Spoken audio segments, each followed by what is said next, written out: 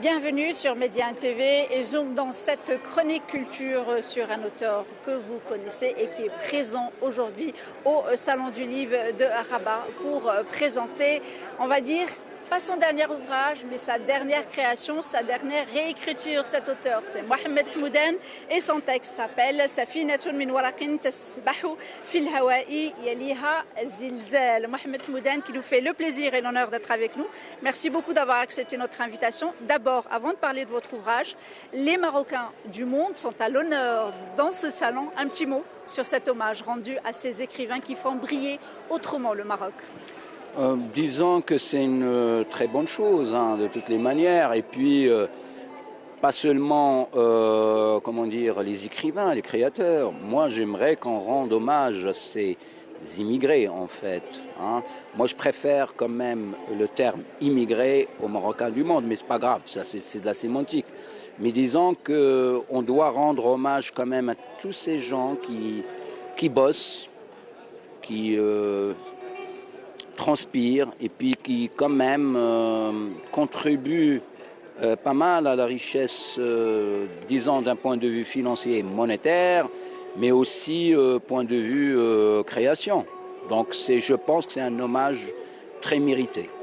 Alors Mohamed Hamoudan, je le disais, vous présentez, vous signez donc à Rabat ce dernier ouvrage, Safinatun min waraqin tasbahu fil hawa'i yaliha zilzal, qui est au fait une traduction, mais vous préférez le mot réécriture. Parlez-nous donc de cette expérience, parce que c'est la première fois que vous traduisez votre propre ouvrage. Vous avez l'habitude de la traduction, mais c'est la première fois que vous traduisez votre ouvrage. Oui, en effet, comme vous le savez, moi j'ai traduit pas mal d'auteurs marocains. J'ai traduit aussi des textes de factures historiques, de factures politiques. Maintenant, effectivement, comme vous avez dit, je préfère le terme réécriture parce que en écrivant ce texte en français, je dirais pas que j'étais en train de penser en arabe, mais disons qu'à un moment ou à un autre, j'avais senti une sorte de besoin, une sorte de nécessité. Je m'étais dit, allez, courant à l'aventure, pourquoi pas? D'autant plus que souvent, on pose cette question qui revient sans cesse et qui, de mon point de vue, n'a pas beaucoup de sens en vérité. Pourquoi écrivez-vous en français? Pourquoi je n'écrirai pas en tamazight, par exemple? Parce que ce qui compte en vérité, c'est pas avec quelle langue on écrit. D'aucuns diront que non, la langue n'est jamais neutre, bien évidemment, mais je pense qu'il est essentiel, c'est ce qu'on écrit, c'est la forme qu'on crée, c'est le contenu qu'on essaie de véhiculer et pas tant la langue. Alors Mohamed Hamoudan, quand on voit un peu votre parcours, quand vous le voyez, ces textes que vous avez écrits, ces textes que vous présentez, quand on vient justement à la rencontre de ces lecteurs au Maroc, dans ce salon international, à quoi on s'entend en tant qu'écrivain, en tant que créateur?